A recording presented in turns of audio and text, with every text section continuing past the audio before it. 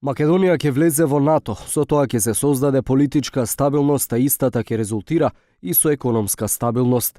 Вице-премиерот Буер Османи во интервју за грчката агенција АНМПА вели дека целиот регион ќе се движи со брз ритам и повеќе Балканот нема да биде црна дупка на европскиот континент.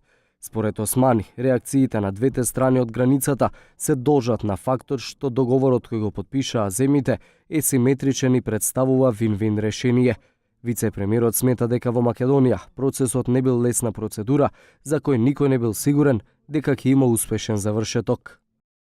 Имавме двајца харизматични лидери во земјата, господинот Заев и господинот Ахмети, од двете етнички заедници, но и искрена помош од меѓународната заедница, од Европската унија и Соединетите Американски држави, кои на некои ја создадоа оваа формула на успех на процесот и многу сум среќен што го завршивме и го отстранивме овој огромен камен од вратот што ни пречеше да напредуваме во изминатите 27 години.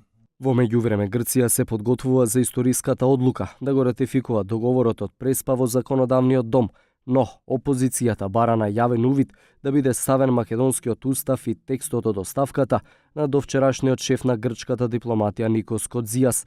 Најгласен во тоа беше Јоргос Кумуцакос, надлежен за надворешна политика во Нова демократија. И пратеникот од Златна Зора Илијас Касијадирис реагираше дека не е доставена целата содржина на уставот, имаше приговори во однос на составот на комисијата, а истакна дека за неговата партија процесот е нелегален, бидејќи нема подпис од председателот Ѓорги Иванов.